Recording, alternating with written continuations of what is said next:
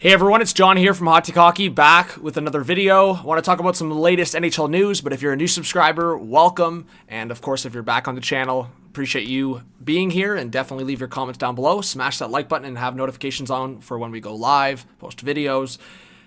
A lot of news. I mean, I just went on CP24 live, so if you want to go check out that clip, or I'll give you guys the heads up when I go live if I can, but go follow me on X. I usually post when I go live on there or somewhere else. But Sidney Crosby, this is kind of what I talked about. So I think Sidney Crosby is going to play for Team Canada at the Four Nations. It's just kind of my gut feeling. I feel like the guy would have to have a significant injury to really be left off, or just be making the decision. I understand it's later in his career. He wants to win another Stanley Cup, but he's not doing that this year with the Pittsburgh Penguins. They're like 8 points out of the playoff spot, and they play the Flyers tonight as I'm recording this.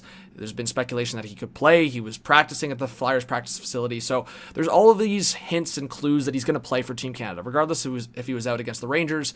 I just think he's going to play. But Mark Scheifele, according to Darren Dreger, and there's a couple other sources out there, that Mark Scheifele is one of the guys, if not the guy, that's been notified and on kind of standby alert for potentially replacing Sidney Crosby or another player that's injured. Right now, the rumor is Alex Pietrangelo, since he was ruled out at Team Canada's Four Nation.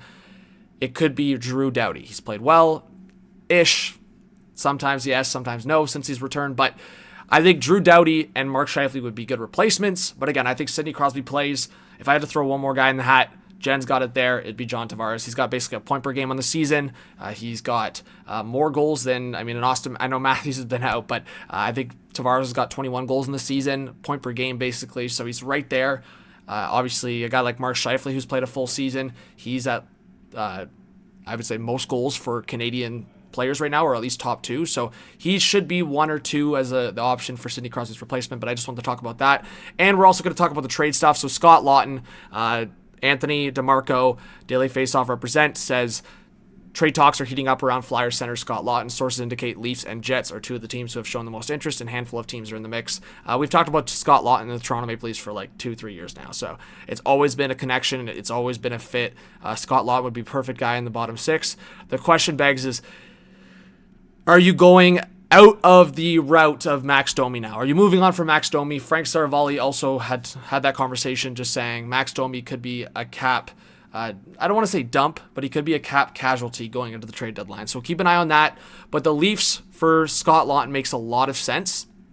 And I want to throw a little bit of a trade scenario out in a second, but Steven Rosner, covering the Islanders, also talks about the Noah Dobson rumors. So if you guys didn't see it, many reports now are saying that Noah Dobson has been made available by the New York Islanders, and they're actually pursuing an extension with Brock Nelson. Nothing's been agreed upon, but the rumor was a 3-year deal for Brock Nelson. So we have done a complete flip here. It went from the New York Islanders potentially trading Brock Nelson as a pending unrestricted free agent to now Noah Dobson potentially being traded. A 25-year-old right shot defenseman, Noah Dobson, who put up a 70-point season. Those guys don't grow on trees, and Lou Lamoriello might trade him. I think Islanders fans are going to lose their mind unless a trade like this would be on the table. And when I say a trade like this, I mean a top-end scorer or top-end forward, and that would be Elias Pettersson. So this mock trade from a fan on Puckpedia is Noah Dobson dumping the Pierre Engvall contract, prospect Danny Nelson, and a 2025 first-round pick.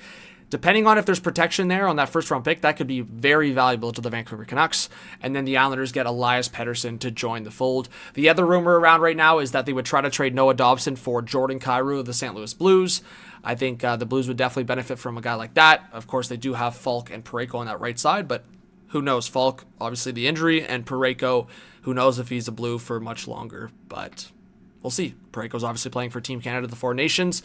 And then also, going back to the Leafs scenario here, so you look at Noah Dobson to the Toronto Maple Leafs as a scenario, and again, that Max Domi flip as a cap casualty there. The Islanders in this scenario would get Fraser Minton a first and second, but the rumors are the Islanders want more offensive threats, and for that reason alone, I think it's Easton Cowan in that deal, not Fraser Minton, if the Leafs and Islanders were going to make a deal together. I just think it makes too much sense for the Islanders to get more of that offensive ceiling, and for the Leafs, they don't need more smaller offensive guys. They already have enough of that.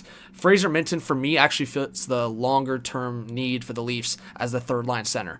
Long-term, I see it as Matthews, either Tavares shifts to the wing, or you get another center. Maybe they do. Dylan Cousins' name's been out there. And then Fraser Minton as a long-term third-line center. And then if the Leafs go after a Scott Laughton, He could be a third-line left winger. He could be a third-line center.